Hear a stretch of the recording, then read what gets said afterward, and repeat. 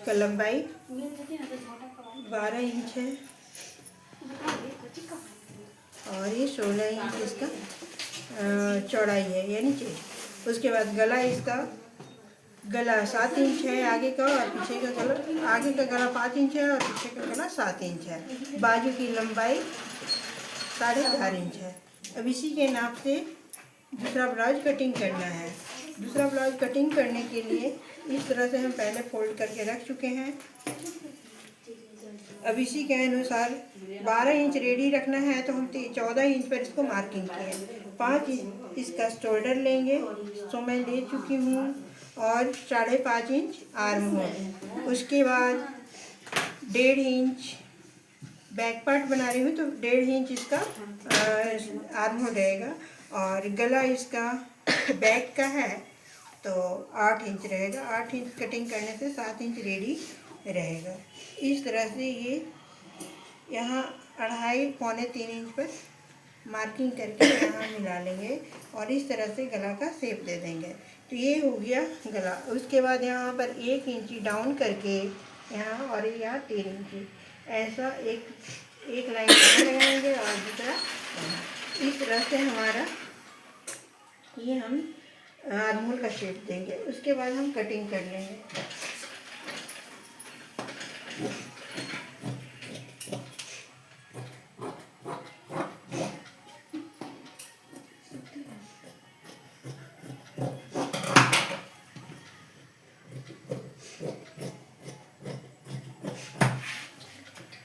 ये कोरी वाले साइड को कटिंग करके निकाल लिया जाता है जिससे सिलाई अच्छा हो।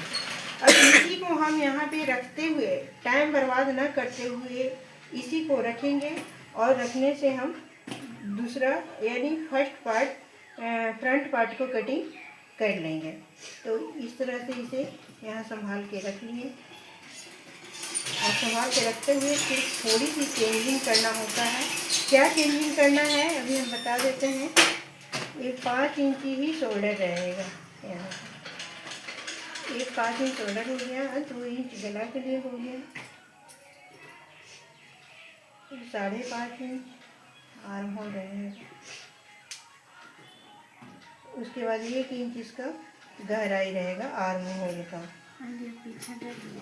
हाँ, पीछे 1.5 इंच, और आगे का गला 5 इंच रहेगा, जिसके लिए हम 5.5 इंच पर मार्किंग किए हैं। और इस तरह से गला को शेप देते हुए कटिंग कर लेंगे। अब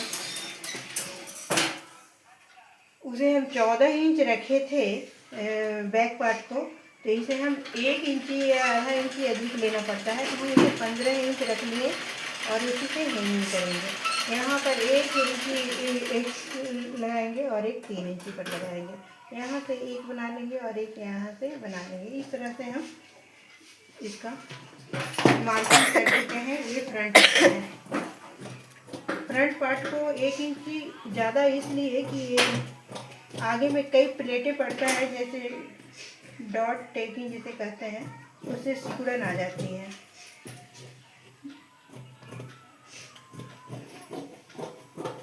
तो इस तरह से फ्रंट और बैक का कटिंग हो गया। हम इसमें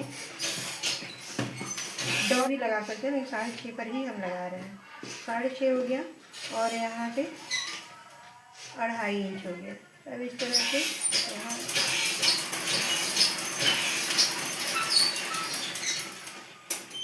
अच्छे से फोल्ड कर लेंगे।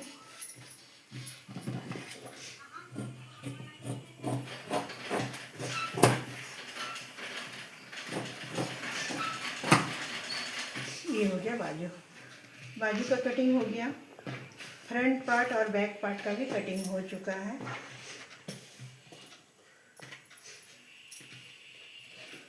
तो इस तरह से हमारा कटिंग पूरा हुआ।